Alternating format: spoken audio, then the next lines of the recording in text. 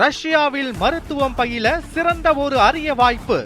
வெளிநாடுகளில் மருத்துவம் பயில சிறந்த முறையில் உதவுகிறது ஏஜே ட்ரஸ்ட் கல்வி குழுமம்.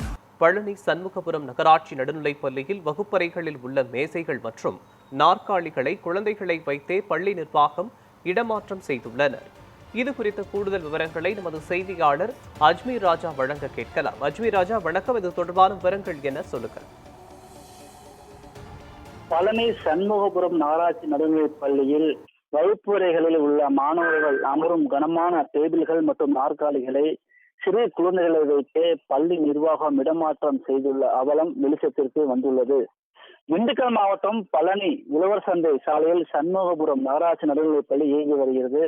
இந்த அரசு பள்ளியில் இப்பகுதியை சேர்ந்த 100க்கும் மேற்பட்ட மாணவ மாணவிகள் பயின்று வருகின்றனர். கோடை விடுமுறை முடிந்து நேற்று முதல் பள்ளிகள் மீண்டும் திறக்கப்பட்டுள்ளன. இந்த நிலையில் வகுப்பறைகளை தயார்படுத்துதல் மற்றும் தூய்மை பணிகளை பள்ளி நிர்வாகத்தினர் மேற்கொண்டு வந்தனர்.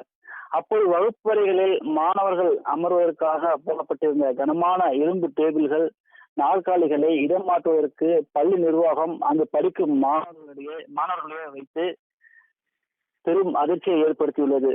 வகுப்பறைகளில் இந்த கனமான மேசை மற்றும் நாற்காலிகளை சிறு குழந்தைகள் தங்கள் உடல் பலத்தையும் மீறி பாரம் தாங்க முடியாமல் கஷ்டப்படுத்தி தூக்கி சென்று இடம் மாற்றியுள்ளனர்.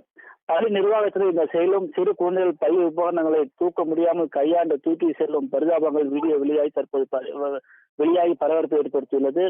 மேலும் தமிழக அரசு இது போன்ற பள்ளி மாணவர்களை வைத்து பள்ளி நிர்வாகம் செய்யக்கூடிய இந்த சம்பவத்திற்கு கடுமையான நடவடிக்கை எடுக்க வேண்டும் என சமூக ஆர்வலர்கள் மற்றும் பெற்றோர்கள் கோரிக்கை வைக்கிறாங்க.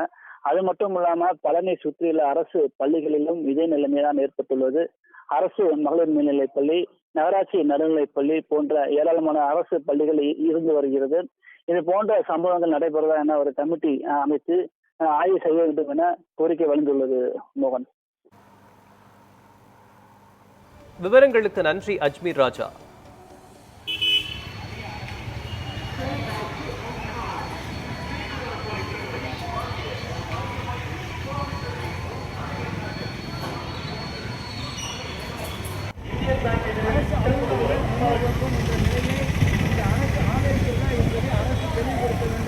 கல்வி அமைச்சரிடம் கடந்த வாரம் சென்று